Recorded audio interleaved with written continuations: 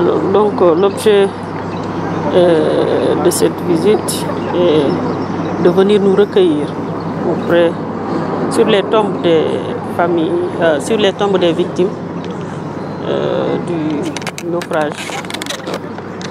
Et le naufrage est un événement douloureux qui a emporté beaucoup de fils et filles du Sénégal et du monde. Mais c'est un naufrage qui a entraîné beaucoup de pertes pour la Casamance. Beaucoup de fils de la Casamance ont perdu la vie lors de ce naufrage. Et c'était essentiellement des étudiants, des hommes et femmes d'affaires qui apportaient beaucoup à la région et qui, par leur disparition, véritablement ont emporté beaucoup de choses. Aujourd'hui, 20 ans après le Joola, il est important pour nous de venir nous recueillir encore sur leur tombe, mais également de leur transmettre tout l'amour que nous avons pour eux, leur faire comprendre que nous ne les oublions pas. Cette visite me permet également de venir constater donc, les travaux de réflexion effectués par l'Association nationale des familles des victimes du rescapé du Joola. Parce que depuis qu'ils ont, l'association a effectué ces travaux, je n'ai pas eu encore l'honneur de visiter. Donc j'ai jugé utile, au lieu d'attendre le 26 septembre, de venir aujourd'hui constater ce qui a été fait avec l'appui du président de la République. Ce qui va nous permettre de lui rendre compte. L'année dernière, à l'occasion donc de la commémoration, le président de la République a appuyé l'association qui avait présenté le projet de réfection des cimetières. Et donc je me réjouis vraiment de la qualité des travaux qui ont été effectués. Et je voudrais remercier tous les acteurs qui ont permis à ces travaux, en tout cas, de connaître un tel niveau de qualité. Mais également remercier tous les artistes, qu'ils soient nationaux ou internationaux.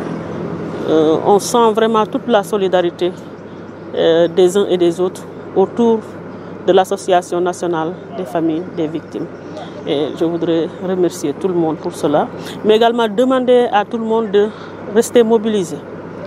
Cette année, ce sera la commémoration donc, des 20 ans après. Mais 20 ans après, qu'est-ce que nous retenons? 20 ans après, est-ce que les comportements ont changé? 20 ans après, est-ce que les familles des victimes ont pu se reconstruire? 20 ans après, qu'est-ce que nous devons faire? Est-ce que nous devons continuer à commémorer comme nous le faisons? Est-ce que les familles ont pu se reconstruire? Sinon, qu'est-ce qu'il faut faire? Je sais que le président de la République a réglé une situation d'injustice l'année dernière en prenant en charge tous les orphelins, tous les orphelins sans distinction. On voudrait également la remercier très sincèrement.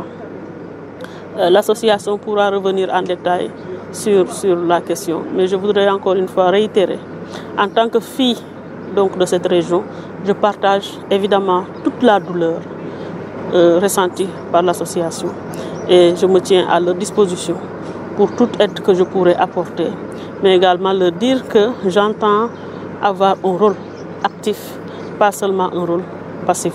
Et c'est la raison pour laquelle, pour cette année, il fallait non seulement les rencontrer, travailler avec l'association en vue des préparatifs du 20e anniversaire, mais également sensibiliser toutes les autorités et tous les Sénégalais sur cet événement et la nécessité pour chaque Sénégalais de se poser des questions, de se remettre en cause, mais également de voir comment éviter une telle catastrophe à l'avenir.